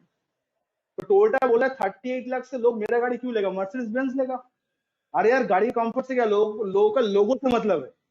फॉर्च्यूनर लेके जाएगा, लाएगा टोयोटा का लोगो। बीएमडब्ल्यू का नॉर्मल वाला ही वेरिएंट लेके जाएगा, रहेगा बीएमडब्ल्यू का लोगो। सेल्फी लेने में ज्यादा मजा आएगा उसमें, लोगो छोड़ के सेल्फी लेगा, ठीक है। और टोयोटा का ऊपर थोड़ा और दूसरा पोज सेल्फी लेगा, तो लोगों का माइंड में सबसे चलता है। तो इसलिए इंडिया में महंगा हो जाता है बिजनेस करना, बाहर से भी सामान लेके आते। ये जो पूरा सिनेरियो में आप लोगों से समझाया, सिनेरियो में 2 चीज समझ में आया आप लोग को कि बाहर से जब सामान लेके आते हैं क्यों सामान का दाम बढ़ जाता है, क्योंकि इंडिया वाले उसके ऊपर और टैक्स चार्ज करते हैं। क्यों? इंडियन सेगमेंट को अलाइव रखने के लिए। अगर बाहर से सामान अगर लेके आने से इंडिया का टैक्स चार्ज नहीं करेगा, लोग सब बाहर से लेके आना चालू करेंगे क्योंकि सस्ता पड़ेगा। ये तो मिथ है कि एप्पल इंडिया में मैन्युफैक्चर होगा। हाँ वो कर रहे हैं, वो होता है ना, सोच होता है ना, दूर का सोच, तो दूर का सोच कर रहे तो पहले टेस्ला मैन्युफैक्चर होगा, बनेगा, खरीदेगा ভাবুন বিজনেসের জন্য ফোন স্যার, हाँ বলছি बोलो। ভাবুন বিজনেসের জন্য করলো না, নিজের জন্য ফোন কিনবে, তাহলে তো একেবারে ক্যালিফোর্নিয়া থেকেই अच्छा কিনে নিয়ে আসতে পারে एक क्वेश्चन आ रहा পার্সোনাल है मैडम ইউজের का। জন্য। अरे बोल रहे मैडम, थोड़ा हिंदी इंग्लिश में बोलिए, क्वेश्चन तक सबको समझ में आया। ऑनलाइन पे मैडम क्वेश्चन पूछा है, आप लोगों को सुनाई नहीं, तो क्वेश्चन क्लैरिफाई कर दे रहा हूँ। बोला স্যার कि सर আসলে আমার पर्सनल, হিন্দিটা প্রচন্ড উইক আছে। ठीक है मैम, तो क्वेश्चन टाइप करके दे, ठीक है मैं ट्रांसलेट कर दे रहा हूँ। सपोज मान लो कि आप कैलिफोर्निया गए हो और एप्पल फोन वहीं से खरीद के लेके आ रहे हो पर्सनल यूज के लिए, तो आपके कस्टम ड्यूटी लगेगा? ये भाई साहब भी क्वेश्चन पूछा था तो হ্যাঁ पहले। হ্যাঁ স্যার, এটাই জিজ্ঞেস एंड করছিলাম। आंसर इज इंडिया में एग्जाम्प्ट है 50,000 तक। 50,000 तक ज्वेलरी, गर्ल्स लोग आप लोग के लिए 1 लाख। ज्वेलरी अगर बाहर से लेके आना चाहते हो पहनने लायक 1 लाख ज्वेलरी लेके आओ, कौन ड्यूटी नहीं लगेगा, 1 लाख से ज्यादा होगा ड्यूटी चार्ज होगा। और बॉयज लोग के लिए 50,000। जब ये लॉजिक समझ में आया, मुझे 2 लोग के लिए बहुत दुख हुआ। जब बोला गया था ना कि बॉयज का 50,000 है और गर्ल्स का 1 लाख है, 2 लोग के लिए मुझे बहुत दुख हुआ, हनी सिंह और हम लोग का बापी। ठीक है, हनी सिंह और बापी के लिए बहुत दुख हुआ। अरे यार, लोग तो पूरा गोल्ड ही गोल्ड एकदम पूरा, ठीक है। इन लोगों का 50,000 क्या, एक तो अंगूठी में उससे ज्यादा होगा, ठीक है। तो anyway, jokes apart, so guys, अगर आपने बाहर से 1 लाख जैसे सामान लेके आ रहे हो तो ड्यूटी नहीं लगता, पर्सनल कंजम्पशन के लिए बोलना पड़ेगा, पर्सनल कंजम्पशन। लेकिन उससे ज्यादा लगेगा तो ड्यूटी चार्ज होगा, ठीक है। अच्छा, तो पहला बात तो इंपोर्ट करेंगे तो सामान का दाम बढ़ेगा। दूसरा बात, भले आप पैसा पूरा पे कर दो, जब तक आप ड्यूटी नहीं देते हो सामान आपके हाथ में हैंडओवर नहीं किया जाएगा, भले सामान का मालिक आप क्यों ना हो। इसको बोलते हैं कस्टम क्लियरेंस। क्या बोलते हैं इसको? Custom clearance. आप लोग सुने हो ना, खिदरपुर का फैंसी मार्केट जो है हम लोग का, वहां पे बहुत सारा सामान, ओरिजिनल सामान मिलता है कम दाम में, ऑक्शन कर रहा है। सही सुने हो, ऑक्शन होता है। क्यों होता है पता है? जो लोग सामान स्टोर कर देता है तो कस्टम को तो गोडाउन खाली करना पड़ेगा, तो कस्टम गोडाउन खाली करता है, ऑक्शन में कर देता है। ऑक्शन से जितना पैसा आता है कस्टम रख लेता है, उतना ड्यूटी, और जो बचता है जिसका सामान देते दे देता है। हाँ सच में, तुम्हें लेना है वो वाला सामान, স্যার কোথায় এটা? खिदरपुर में होता है ना, फैंसी मार्केट में होता है ऐसा सामान। अच्छा एनीवे सुनो सुनो सुनो। अगर किस्मत अच्छा हो तो अच्छा सामान मिल जाता है, ठीक है, इट डिपेंड्स, ठीक है। अच्छा सुनो, नेक्स्ट पॉइंट। तो आप लोग एक सेकंड, 2 सिचुएशन था यहाँ पे टैक्स पे करने का। एक इंडिया में लेके आने का बाद, और दूसरा बेचने के बाद। जीएसटी कब लगा? जब फोन बेचना चालू किए तब जीएसटी लगा, राइट? यस और नो? और ड्यूटी कब लगा? जब सामान इंडिया में लैंड किया। तो क्या मैं बोल सकता हूं ड्यूटी हम लोग को तब देना पड़ा जब सामान बिका ही नहीं है? क्योंकि ड्यूटी दिए, सामान आपके हाथ में आया, और फिर वो सामान आपने बेचे हो, यही तो प्रोसेस हुआ। तो क्या मैं ये बोल सकता हूँ ये बात कि ड्यूटी जो है वो रेवेन्यू से पहले लग गया? रेवेन्यू मतलब सेल, तो सेल तो तब करोगे जब आपके हाथ में आएगा। अब समझ रहे हो मैं क्या बोल रहा हूँ? तो ड्यूटी तो तब होगा जब आपके हाथ में सामान आएगा, आई मीन टैक्स तो तब, आई मीन सेल तब होगा जब आपका सामान हाथ में आएगा। तो दोस्तों, ड्यूटी और टैक्स के बीच यही डिफरेंस है कि ड्यूटी जो है वो रेवेन्यू से पहले लगता है, और टैक्स जो है वो रेवेन्यू के बाद लगता है। क्योंकि जीएसटी आप कब ले रहे हो? जब सामान बेच रहे हो। बेचना मतलब, सेल मतलब तो इनकम ना। कम ऑन यार, सेल का एंट्री क्या होता है? Party account debit to sale, cash account debit to sale. तो सेल मतलब इनकम की एक्सपेंसेस, इनकम। तो इनकम के ऊपर जो हम लोग को देना पड़ता है, रेवेन्यू के बाद देना पड़ता है, उसको हम लोग क्या बोलते हैं? टैक्स। और रेवेन्यू से पहले जो देना पड़ता है वो क्या होता है? That is duty. तो जब तक कस्टम ड्यूटी नहीं दे रहे हो तब तक सामान आपके हाथ में नहीं आ रहा है। जब तक सामान आपके हाथ में नहीं आ रहा है, सामान आप बेच ही नहीं पा रहे हो, बेच नहीं पा रहे हो तो रेवेन्यू नहीं आ रहा है। एवरीवन साथ साथ हो, समझ रहे हो? तो that is the difference between the duty and tax. और फाइनली आप कौन है? सेल्स है ना।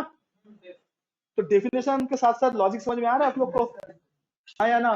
Now what about the cess? याद रखना, सेस हो, ड्यूटी हो, टैक्स हो, सरकार क्या ले रहा है? ले तो पैसा ही ले रहा है ना।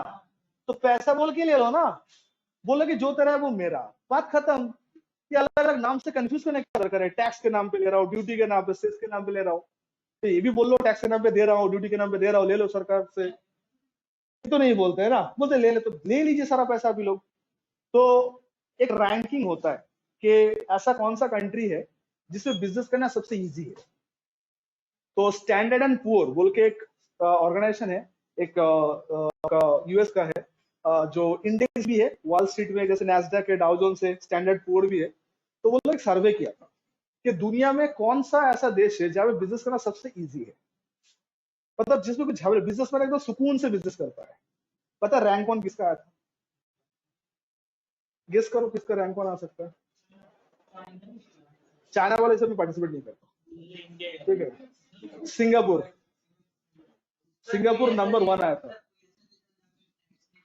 Singapore, Singapore is the country जो नंबर 1 है। टैक्स में तो लगता है तो उस तरह के नहीं, उसका अलग सिस्टम। इंडिया का तरह ऐसा नहीं है। सिंगापुर बोल तो रहे, कतर है तो कौन सा कंट्री है? कंट्री कौन सा है? इंडोनेशिया, नेपाल, भूटान, चाइना, पाकिस्तान, अफगानिस्तान, कौन सा है? क्या सेमिनार अटेंड किया तुम? फिर नाम याद नहीं आ रहा है। अच्छा, सिंगापुर नंबर 1 है। इसलिए देखना सारा बैंक का जो हेड ऑफिस है तो सिंगापुर में। HSBC से लेके जितना सारा टॉप बैंक का है देखना सब सिंगापुर में हेड ऑफिस। इंडिया का रैंकिंग गेस करो कितना हो सकता है? नहीं गेस करो, गेस करो, नहीं गेस करो। अच्छा, दुनिया में कितना कंट्री है? एज पर टाइगर सब कितना कंट्री थे? 203 ना? 200 की 203? 200 से ऊपर ही होगा। सेफ जोन के लिए 200 से ऊपर ही होगा। इंडिया का रैंक है 158। 158 ऊपर से नीचे से नहीं, ऊपर से 158। मतलब इतना टफ इंडिया बिजनेस करना है। क्यों? आपको इजी लग रहा था जब मैं टैक्स का नाम बोल रहा था? हमने कस्टम ड्यूटी पे कर रहा हूं, फिर बोल रहे हो एडिशनल ड्यूटी दो, उससे मन नहीं भर रहा, बोलो और एडिशनल ड्यूटी दो, फिर बोले डंपिंग ड्यूटी दो, सारा पैसा भी ले लो। बिजनेस में तो बोल ही देते हैं कि जो तेरा है वो मेरा, बोल ही दो ना एक बार, हम लोग मान लेंगे, हाँ आप ही कह रहे लो सब। ये अपनापन जितना का क्या मतलब है? TCS देसी ब्रांड है हम लोग का। 2016 में जब सर्विस टैक्स GST के बीच जब क्लैश हो रहा था, जो कब आएगा ऑल दैट, TCS का प्लानिंग किया था हेड ऑफिस शिफ्ट ही करा लूंगा गुड़गांव से। गुड़गांव जो है हम लोग का, वहां पे TCS का हेड ऑफिस है, वहां पे शिफ्ट ही करवा दो। क्यों? बोले इंडिया टैक्स देके अपने वालों को डराता है। कैसे? बोल रहा है कि सॉफ्टवेयर जो होता है, अभी सॉफ्टवेयर कैसे मिलता है? 2 तरह का सॉफ्टवेयर मिलता है। आप लोग कभी सॉफ्टवेयर परचेस किए हो? टोरेंट वाला नहीं, जेन्युइन वाला। तो परचेस करने का 2 तरीका है, तो वेबसाइट में जाकर डाउनलोड कर लो या फिर CD आता है। अभी CD का कल्चर नहीं होता है, पहले CD का कल्चर था। एंटीवायरस परचेस करके देखना, एंटीवायरस का CD भी आता है, और एंटीवायरस का डायरेक्ट साइट में क्विक हील या जो भी है उसमें जाकर लॉगिन करके और डाउनलोड करके ले सकते हो। उसमें सीरियल की परचेस करना पड़ता है। सिंगल यूजर में सीरियल की एक ही बार यूज करना होता है, मल्टी यूजर में आपको 2-3 बार यूज करने का मौका मिलता है। टेली का भी सेम हाल है। तो रूल तब ये था कि अगर सॉफ्टवेयर इंटरनेट डाउनलोड हो रहा है, मतलब वेबसाइट से डाउनलोड हो रहा है, तो 14.5% सर्विस टैक्स लगेगा। ठीक है? TCS बोला ठीक है, डन, दे देंगे। TCS बोला CD में बेचेंगे तो बोलेगा CD में बेचोगे तो 14.5% आपका सर्विस टैक्स और 12.5% वैट। क्यों? वो CD तो गुड्स है ना।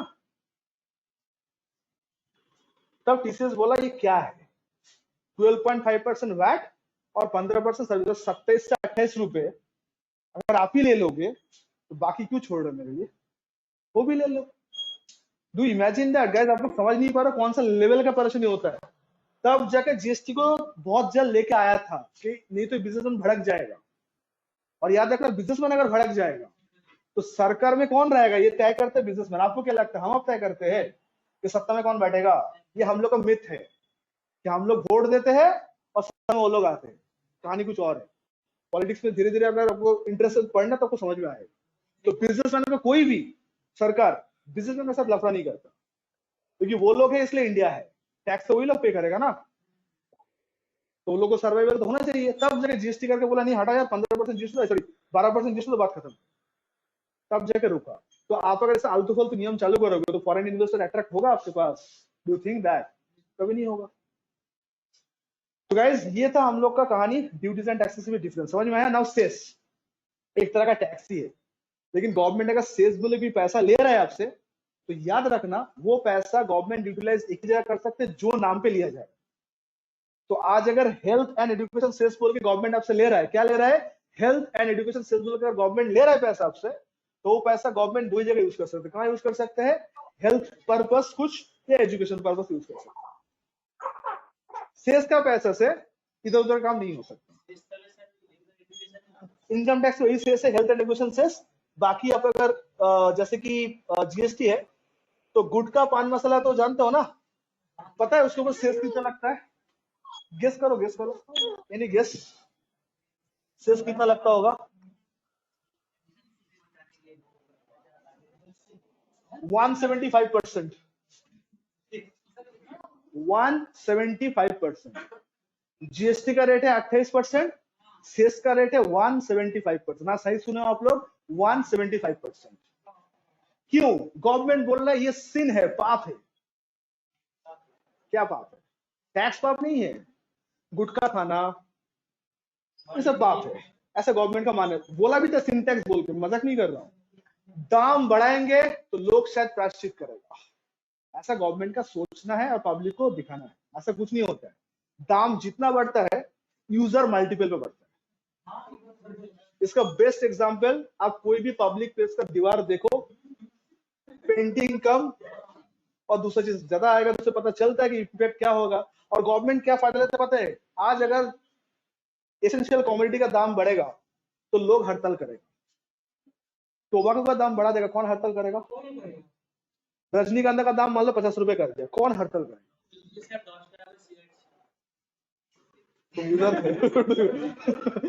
ओके, तो सर सरकार इसका फायदा लेता है तो कर देता है। तो क्या सुनो, सेस बोल के जो पैसा लिया जाता है वो पैसा उसी पर्पस यूज होगा जो पर्पस से लिया जाए। तो 3 शब्द का मीनिंग क्लियर हुआ आप लोग का?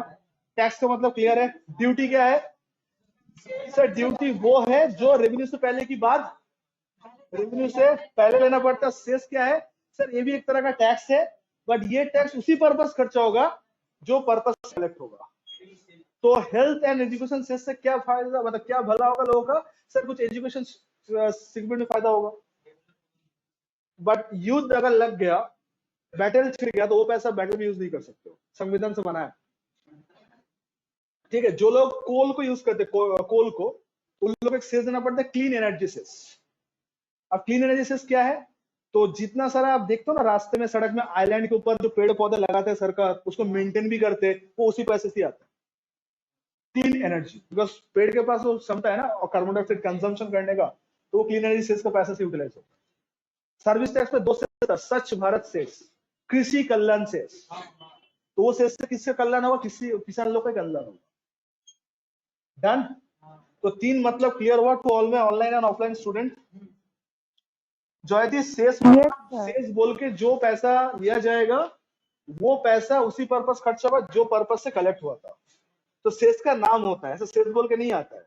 Clean energy cess, health and education cess नाम से आता है। ठीक है, यस राखी जी बोलिए, आप कुछ बोल रहे थे, बोलिए। सर बुझे गेছি তাই বলছিলাম। ओके, सो गाइस आगे बढ़े। तो अभी तक हम लोग क्या पढ़े? क्विक रिकैप कर ले, शॉर्ट रिकैप कर ले, अभी तक क्या क्या पढ़े हैं। तो सर आज हम लोग का डायरेक्ट टैक्स क्लास था, बट हम लोग अभी डायरेक्ट इनडायरेक्ट से कुछ झमेले में जा ही नहीं रहे, हम लोग एक ही बात पढ़े, टैक्स। तो टैक्स का मीनिंग क्लियर है आप लोग का? टैक्स इज अ कंपल्सरी की optional, it's a compulsory monetary payment to whom? To government. बाद में मिल सकता है हाँ या ना, मतलब प्रोपोर्शनल मिल भी सकता है, नहीं मिल सकता है। क्लियर? Yes no? अच्छा, नेक्स्ट क्या हम लोग का? नेक्स्ट है हम लोग का डिफरेंस पढ़े थे difference between the tax, duty and cess. तो टैक्स का मतलब क्या है जो आप लोग देखे हो? ड्यूटी टैक्स के तरह ही है, बट डिफरेंस क्या है? रेवेन्यू से पहले की रेवेन्यू के बाद? रेवेन्यू से पहले नॉर्मली। अच्छा, इनकम टैक्स जो है इसका नाम टैक्स ही तो है ना, तो आप थोड़ा कॉमन से अप्लाई करके बोलो इनकम से पहले देना है कि बाद में देना है? टैक्स बोल के आया ना, तो टैक्स बोल के मतलब इनकम से पहले कि इनकम के बाद? इनकम के बाद, that's why it is tax. और सेल्स बोल के जो पैसा लिया जाएगा वो पैसा उसी में खर्चा होगा जो पर्पस से लिया गया। एक्सप्लेन कर लोगे? कोई भी अगर पूछे तो, कहीं भी पूछे तो हाँ ना? आगे बढ़ू? चले वन। अच्छा, अभी हम लोग के पास एक चीज और समझना है, आज का लास्ट टॉपिक उसी में चल जाएगा। ये सरकार को समझाना है आप लोग को, सरकार का मीनिंग क्या है। आप बोलोगे इसका कौन नहीं जानता, सब लोग जानता है, बट हाँ जानते तो है, पर मुझे एक बार दोबारा समझाना है, what is the meaning of government. तो पूछे, शुरू करें। आखिर का 10 मिनट हम लोग इसी के ऊपर चर्चा करेंगे। आज का क्लास का टॉपिक देखो, ये कभी कोई एग्जाम में नहीं पूछेगा आप लोग से, कोई इंटरव्यू में शायद ही कभी पूछ सकते हैं तो सर हम लोग क्यों अपना टाइम वेस्ट कर रहे हैं दोपहर को आके। सर हम लोग टाइम वेस्ट नहीं कर रहे एक्चुअली हम लोग जान रहे हैं कॉन्स्टिट्यूशनल बैकग्राउंड कि भारत में लॉ के पीछे क्या राज है, क्या रीजन है। तो ये सब चीज जानने से आपको कॉन्फिडेंस लेवल को बढ़ाएगा। जब आपको पता चल जाता है ना कि टैक्स बनते कैसे है, टैक्स बनाते कौन है, किसके पास पावर है, तो देखना कहीं पे बात करने के टाइम पे ना आपके अंदर ऑटोमेटिक कॉन्फिडेंस डेवलप होता है। आप लोग से जब सवाल पूछा जाता है, आप लोग जब कुछ बोल नहीं पाते, क्यों बोल नहीं पाते? बोलने में शर्म आता है इसलिए बोल नहीं पाता हो कि नॉलेज नहीं होते? सर वो तो शर्म लास्ट एक तो है ही, बट नॉलेज भी एक तो बात है। नहीं, बहुत लोगों को पब्लिक स्पीकिंग करने में डर होता है, मुझे भी पहले होता था, एक फोबिया होता है कि सर लोग क्या समझेंगे। हाँ, माउंटेन ड्यू पी लो, हमने नहीं पिया था बट बोलते हैं ऐसा, ठीक है, क्या बोले। अब वो तो तुम्हें प्रैक्टिस ही करना पड़ेगा। यहाँ पे आ जाओ, बोलो, फिर एड्रेस करो, फिर आ जाना यहाँ पे, ठीक है। क्यों कैपिटल ने क्या बात है, ये लोग कुछ आप लोग क्वेश्चन थोड़ी करेगा। अच्छा आपको लाइटर, अरे सुनो गाइस सुनो, तो नॉलेज आप लोग को कॉन्फिडेंस बिल्डअप करता है। जब आप कोई जब अपियर करोगे, माशाल्लाह अगर आपके सब बेसिक चीज क्लियर है ना, तो आपके मन में कहीं ना कहीं ये चलेगा सबको माइंड आ रहा है यार मुझे तो लॉ पता है, तो पूछे तो कोई भी पूछ लेते, हम कुछ ना कुछ आंसर फ्रेम कर ही लेंगे। ये कॉन्फिडेंस बहुत हेल्प करता है, एंड कॉन्फिडेंस नॉलेज से ग्रो होता है। आई थिंक आप लोग एग्री करोगे मेरे से, ठीक है। अच्छा, तो आज मैं आप लोग से लास्ट जो पार्ट, जो सेगमेंट इसमें डिस्कस करने वाला हूँ, ये वाला पार्ट कि सरकार जो है हम लोग का, ये सरकार कितने तरह का होता है। तो इंडिया में बोलो कितने तरह का सरकार पाया जाता है? 2 तरह का, सेंट्रल एंड स्टेट गवर्नमेंट, ठीक है। तो सुनो ध्यान से, ऐसा कितने लोग हो मेरे साथ जिन लोग को ये लगता है कि सेंट्रल गवर्नमेंट स्टेट गवर्नमेंट को कंट्रोल करते हैं हर एक मैटर में? जिन लोग को लगता है खुशी खुशी हाथ उठाओ। हाँ sir, central government state government को कंट्रोल करता है, वो बड़ा है ना, सबसे ऊपर है ना। तो जिन लोग को लग रहा है हाथ उठाओ, जिन लोग को लग रहा है कि सेंट्रल गवर्नमेंट स्टेट को कंट्रोल करता है, please raise your hand please. इसमें शर्माना क्या बात है? लगता है, ठीक है, काफी लोगों का लग रहा है, ऑनलाइन में भी 2 एक जन बोल रहे हैं, ठीक है। सुनो सुनो, ऐसा कुछ नहीं है गाइस, सुनो आंसर सुनो, ऐसा कुछ भी नहीं है। संविधान तय करेगा कौन किसके ऊपर भारी है। कॉन्स्टिट्यूशन ऑफ इंडिया पता है ना, हम लोग 26 जनवरी सेलिब्रेट करने वाले हैं, नेक्स्ट ट्यूसडे आने वाली तो बात हुई, रिपब्लिक डे बोला जाता है। क्या हुआ था उस दिन? आजाद हुए थे हम लोग। सर कॉन्स्टिट्यूशनल लिखा गया था कि एक्ट हुआ था? कॉन्स्टिट्यूशन उस दिन लिखा गया था कि उसको उस दिन से लागू हुआ था? पक्का? अच्छा, आप लोग हिस्ट्री अच्छा, ठीक है, कोई बात नहीं। साल बताओ कौन से साल में हुआ था? 1948, 1952। प्लीज मेरा जीके खराब मत करो यार, कौन 1948 बोल रहा है, ठीक है।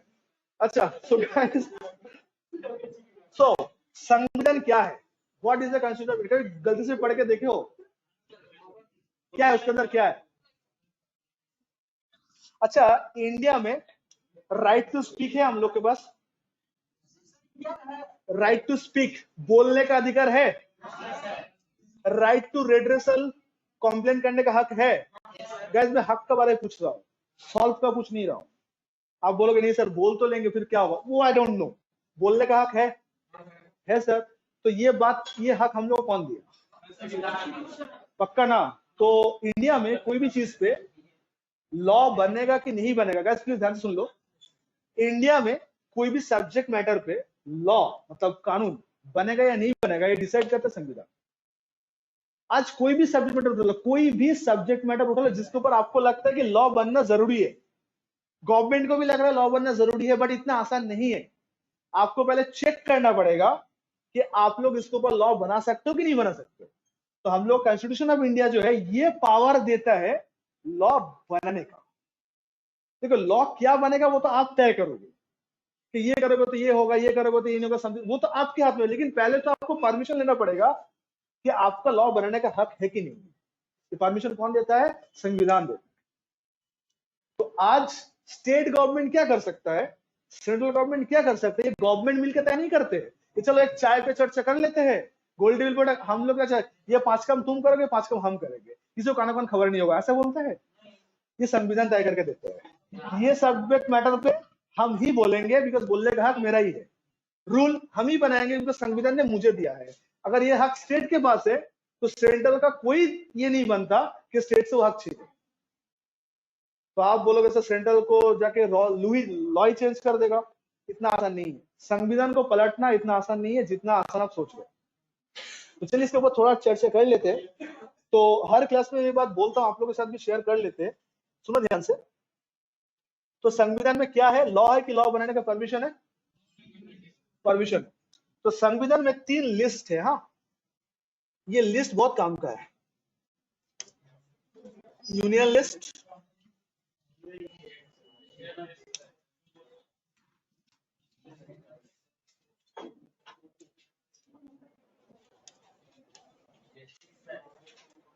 ठीक है। स्टार्ट करें सर इसके बारे में, सुनो ध्यान से। सर ये लिस्ट में क्या है, ये लिस्ट में सब्जेक्ट मैटर है। हाँ दे दीजिए वाला टी शर्ट वाला। अच्छा ऐसे please please guys, focus focus focus. Last part please, इधर देखो। सुनो, इधर बात मत करो। ये जो 3 लिस्ट जो है ना, ये 3 लिस्ट में लॉ नहीं है। क्या है सर, इस 3 लिस्ट में सब्जेक्ट मैटर दिया गया है। जैसे कि इनकम टैक्स जो आप पढ़ने वाले हो, तो ये इनकम टैक्स भी इसी में लिखा हुआ है। कैसे लिखा हुआ है, टैक्सेस ऑन इनकम बोल। यूनियन लिस्ट में एंट्री नंबर 10 में ये लिखा हुआ है, sorry entry number not 10, not 11, entry number 90 या entry number 10, entry number 10 entry number 10 पे लिखा हुआ है टैक्सेस ऑन इनकम। कल इतना ही लिखा दिया। इसका मतलब क्या है, इसका मतलब है कि इंडिया में इनकम के ऊपर टैक्स दिया जा सकता है, वो कोई पाप नहीं है। तो फिर से बता रहा हूं, यूनियन लिस्ट में लिखा हुआ है टैक्सेस ऑन इनकम। इसका मतलब क्या है, इंडिया में इनकम के ऊपर टैक्स आप ले सकते हो। अब सवाल उठ रहा है सर कौन लेगा? गवर्नमेंट 2 बताए थे ना आप लोग, कौन कौन, सेंट्रल और स्टेट। तो क्वेश्चन ये आ रहा है सर कौन लेगा, हु विल कलेक्ट दैट। याद रखना,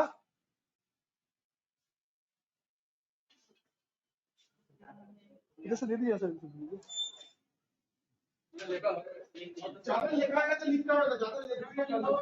कोई टी शर्ट का साइज वगैरह जो था प्लीज लिख दो, अगर पीछे पास ऑन कर दो एक बार।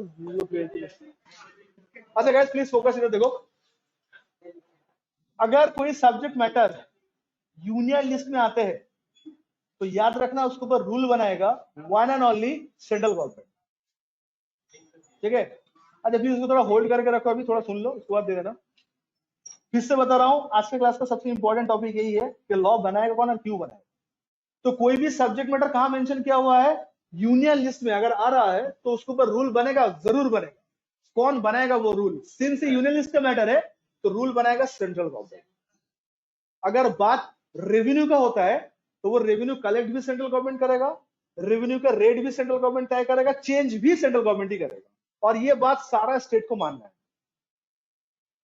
इसलिए मैं पहले ही पूछा था कि आपको लगता है कि सेंट्रल हर एक स्टेट को कंट्रोल करता है? यस, कुछ कुछ मैटर में करते हैं। तो income tax one of that matter. आज सेंट्रल से जो इनकम टैक्स का रेट तय होगा हर एक स्टेट को मंजूर है। क्यों? ये बात सेंट्रल गवर्नमेंट अपने आप से नहीं बोले, संविधान ने परमिशन दिया बात बोलने का, by virtue of union list. तो आज यूनियन लिस्ट में कोई भी सब्जेक्ट मैटर है, कोई भी सब्जेक्ट मैटर आए, रूल कौन बनाएगा? कौन यार, कौन रूल बनाएगा? सेंट्रल गवर्नमेंट बनाएगा। डन। अगर कोई भी सब्जेक्ट मैटर स्टेट लिस्ट में आए तो रूल कौन बनाएगा? स्टेट गवर्नमेंट बनाएगा। ये बात क्लियर है ना? तो बात अगर रेवेन्यू मतलब पैसा की अगर बात हुआ तो पैसा कलेक्ट भी वही गवर्नमेंट करेगा। कोई अगर नियम चेंज करना हो, रेट वगैरह चेंज करना हो, तो वो गवर्नमेंट ही करेगा। तो इनकम टैक्स का नियम तो चेंज होता है ना, तो वो कौन चेंज करेगा? सेंट्रल की स्टेट करेगा। कम ऑन यार, इनकम टैक्स का रूल कौन चेंज करेगा? Why? Central government. By virtue of the union list. आपका आंसर होना चाहिए by virtue of the union list of what? Union list of constitution of India. याद रहेगा। स्टेट लिस्ट के अंदर कौन होगा? स्टेट गवर्नमेंट होगा। सर यूनियन लिस्ट में अगर सेंट्रल हुआ, स्टेट लिस्ट में कौन होगा? स्टेट होगा। डन।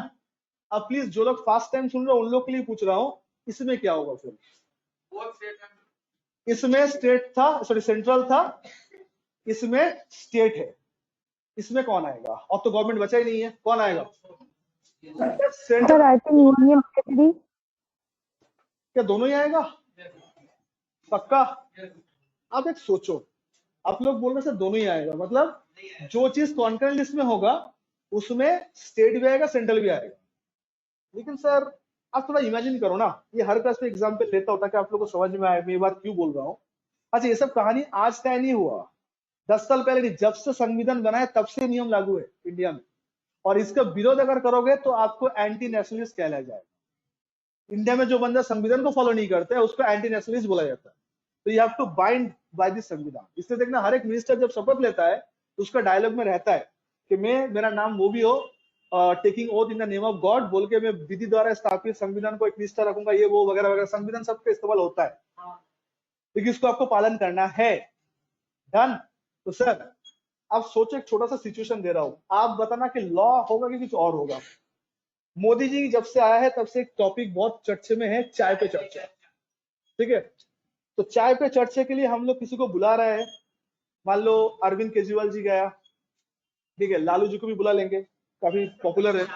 ठीक है, क्यों बीच में बोलते हो भाई, पूरा करने दो पूरा।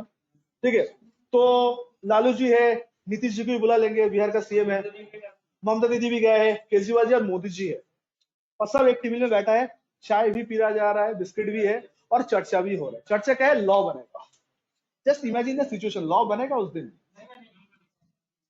सर कोई किसी को बात एक्सेप्ट नहीं करेगा। ये बात अंबेडकर जी को बहुत पहले से पता था कि इंडिया में अगर इसको रोक टोक ना लगाया जाए ना, आपस में लोग मारपीट करेंगे। क्या इसको लेके हम सही है तुम गलत हो, सामने वाला बोलेगा तुम सही नहीं हम सही है तुम गलत हो, ये तू में रहेगा। तो कॉन्करेंट लिस्ट में अगर कोई नियम आता है, ध्यान सुन लो क्या रूल है, रूल बनाएगा तो स्टेट, सेंट्रल गवर्नमेंट रूल नहीं बनाएगा, कौन बनाएगा? स्टेट ही बनाएगा, लेकिन परमिशन सेंट्रल गवर्नमेंट का रहेगा। सेंट्रल गवर्नमेंट परमिशन देगा, हाँ भाई बना लो, बट बनाएगा कौन? स्टेट। क्यों? दोनों मिलकर कभी लॉ नहीं बनाएगा, क्योंकि इंडिया में अगर आप स्टेट वाइज रिजल्ट कैलकुलेट करोगे, अभी बीजेपी का सेंट्रल में सरकार है, तो इंडिया में जितना सारा स्टेट है 29, 50% से ज्यादा non BJP state. Bengal non BJP state है, राजस्थान नॉन बीजेपी स्टेट है, तो ऐसा बहुत सारा साउथ में हर एक स्टेट नॉन बीजेपी स्टेट है, कर्नाटक को छोड़ के, तो नॉन बीजेपी स्टेट ज्यादा है। तो आपस में कभी लॉ नहीं बनेगा। कैसे सुनता है कभी कोई? इलेक्शन चल रहा है, ऑपोजिशन और रूलिंग पार्टी आपस में कभी बनता है? नहीं बनता है। तो अंबेडकर जी को बहुत पहले से पता था। तो आज आप एक बात बताओ, कोई भी रेवेन्यू मतलब पैसा का बात अगर इसमें लिखा हुआ है तो कलेक्ट कौन करेगा? कौन कलेक्ट करेगा? कोई शक नहीं है, सब हैप्पी है। इसमें कौन कलेक्ट करेगा? कौन करेगा? कौन करेगा? सर मैं लॉ का बात नहीं कर रहा हूं, हम बोल रहा हूं पैसा कलेक्शन करने का, चंदा कलेक्शन करने का। इसमें टैक्स कौन कलेक्ट करेगा? सेंट्रल। इसमें कौन करेगा? आपको नहीं लगता इसमें बहुत घमासान युद्ध होगा? अगर सेंट्रल बोले कि डियर स्टेट हम कलेक्ट करेंगे और तुमको लौटा देंगे, स्टेट का रिप्लाई क्या होगा पता है? कि सर ये काम तो हम भी कर सकते हैं, ये रूल तो मेरे ऊपर भी एप्लीकेबल होता है, हम करके आपको दे देंगे। तो टॉस कर ले, head central government tail state. तो अंबेडकर जी उस टाइम पे ये भी देखा था कि अगर मैं कुछ गलती से भी रेवेन्यू डाल दिया ना यहाँ पे, ये इंडिया आपस में लड़ खत्म हो जाएगा। ये लड़ेगा, पैसा कौन लेगा? समझ रहे हो? इसलिए अंबेडकर जी ने कोई रेवेन्यू आइटम डाला ही नहीं है, बात खत्म। लड़ाई पैसे के लिए है ना, कोई बात नहीं, डालूंगा ही नहीं से कोई। तो जीएसटी आने से पहले ऐसा कोई भी टैक्स नहीं था जो इसके अंदर आता था। तो इसके अंदर क्या आता है? जितना सारा इंडियन पेनल कोड का सेक्शन आता है ना, आईपीसी का, क्रिमिनल लॉ का, सब इसमें आता है। 302, 305, 498 सुना ना सब? 302 मर्डर का चार्जिंग सेक्शन है, 398 आई गेस वो डाउरी वाला केस का सेक्शन है, 498 से डाउरी का सेक्शन है। ये जितना सारा क्रिमिनल सेगमेंट है सब इसके अंदर आता है। बट जीएसटी दोस्तों, जीएसटी पता तो है ना? क्या जीएसटी बोल के बिल पे आता है कि सीजीएसटी बोल के आता है? जवाब चाहिए। आज अगर जीएसटी का रेट 18% होता है तो सीजीएसटी 9%, 69%। तो आप ही लोग बता दो, ये डिस्ट्रीब्यूशन क्या इस लिस्ट में पॉसिबल है? संविधान रोक लेगा कि यार सेंट्रल क्यों स्टेट के साथ शेयर कर रहे हो, ये तो तुम्हारा है। क्या इस लिस्ट में पॉसिबल है? तो कौन सा लिस्ट में पॉसिबल है?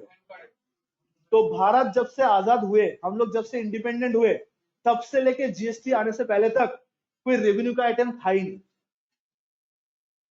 जीएसटी इकलौता रेवेन्यू आइटम है जो इसमें डाला गया। क्यों? क्योंकि जीएसटी का पैसा 50% सेंट्रल का है और 50% स्टेट का है। तो ये 50-50 कहां अप्लाई होगा? बोलो कहां अप्लाई होगा? जब कॉन्करेंट में आएगा। संविधान भी लॉजिक है, खाली साइंस पे लॉजिक नहीं है, संविधान पे भी लॉजिक है। You have to find out the logic. संविधान का लॉजिक समझ में आया कि जो मैटर यूनियन लिस्ट में आएगा, कलेक्शन कौन करेगा? सेंट्रल। स्टेट में स्टेट, कॉन्करेंट में जीएसटी जो आएगा वो वोट करेगा। लॉ कौन बनाएगा? स्टेट बनाएगा। किससे परमिशन लेके? अच्छा, लॉ स्टेट बनाए, लॉ सेंट्रल बनाए, कोई डिफरेंस है? हाँ, बहुत डिफरेंस है। अगर सेंट्रल कोई लॉ बनाएगा तो उस बिल के ऊपर सिग्नेचर रहेगा प्रेसिडेंट ऑफ इंडिया का। अगर सेंट्रल कोई लॉ लेके आ रहा है मार्केट में तो उसके ऊपर साइन तो कोई करेगा। कौन करेगा? Honourable president of India. और अगर स्टेट कोई लॉ लेके आता है तो उसके ऊपर साइन कौन करेगा? Honourable governor of the state. राज्यपाल होता है ना, ये देखना थोड़े 2-4 बिल्डिंग के बाद उसका बिल्डिंग दिखेगा, छत पे जाओगे तो दिख जाएगा। सामने तो है ना राजभवन हम लोग का, तो वहां पे एक भाई साहब रहते हैं, एक भाई साहब के लिए उतना काम है। मजाक नहीं कर रहा हूं, आप लोग को तो उस क्लाइंट पे जाकर दिखता ही है। तो वो भाई साहब क्या करता है? हम लोग का देश में उसका 2 ही काम है। जब कोई सेरेमनी होगा जाके वो फीता वीता काटना होता है और 2-4 कमेंट करना होता है, एंड वही जब लॉ आएगा साइन करना होता है। प्रेसिडेंट का वही हाल है। तो सर ये लोग कब पावर में आएगा? ये लोग कब अपना निंजा टेक्निक दिखाएगा? जिस दिन इमरजेंसी आए। इमरजेंसी देखना 1975, आज भी बहुत सारा सरकार जो एंटी कांग्रेस है, इंदिरा गांधी जी के टाइम पे मेंशन करता है कि इमरजेंसी जब 1975 में आया था, जिस टाइम पे गवर्नमेंट इनएक्टिव हो जाता है, प्रेसिडेंशियल रूल चालू हो जाता है और आर्मी के पास उस टाइम पे पावर आ जाता है, पुलिस तब कोई काम करनी है। जानते ना सब बातें होता है। तो उस टाइम पे राज्यपाल तब सुपर एक्टिव हो जाएगा, सुपर से ऊपर एक्टिव हो जाएगा, वो उन लोगों का काम होगा। बट ऐसा ना हो तो ही बेटर हो, ठीक है? तो जो भी है, that is a thing of the basic thing. तो आई थिंक आप लोग का ये सारा चीज क्लियर हुआ आप लोग का। तो जाने से पहले 1 मिनट के अंदर क्विक रिकैप जो अभी Yes, तक, sir. ठीक है? तो हम लोग आज स्टार्ट किए थे टैक्स का डेफिनेशन से। तो definition of tax was quite simple. Tax is a compulsory monetary payment to whom, to government, without proportional return. Meaning clear है ना? प्रोपोर्शनल रिटर्न का मतलब होता है रिटर्न में जो आएगा वो इक्विवेलेंट हो भी सकता है, नहीं भी हो सकता है। इंडिया में टैक्स कितना तरह का पाया जाता है? 1 की 2, डायरेक्ट और इनडायरेक्ट। कोई भी टैक्स को डायरेक्ट बोलना है कि इनडायरेक्ट बोलना है, इसके लिए 2 बात है, incidence of tax and impact of tax. Incidence of tax का मतलब tax paid to the government, impact का मतलब होता है बर्डन। अगर दोनों एक ही जन के ऊपर आएगा तो डायरेक्ट टैक्स, डिफरेंट हो जाएगा तो indirect tax.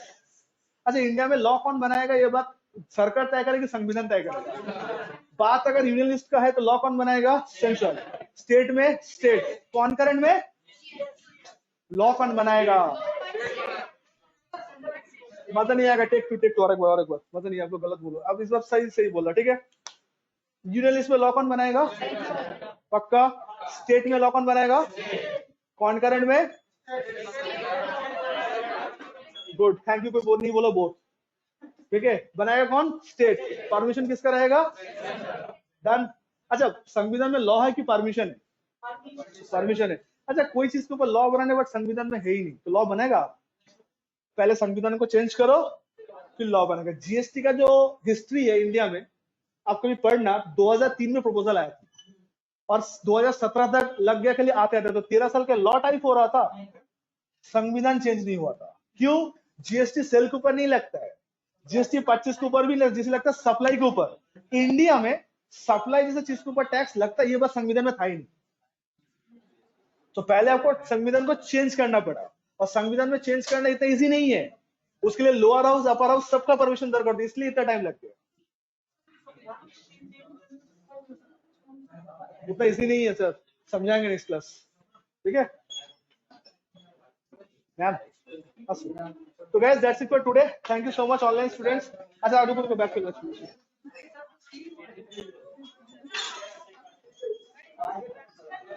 Thank you, sir. सीधा से दे देते। तो गैस मिलते हैं next class. Thank you online students. I think समझ में आया आप लोग को, रिकॉर्डिंग में दे दूंगा, ठीक है। Thank you, bye. Thank you sir.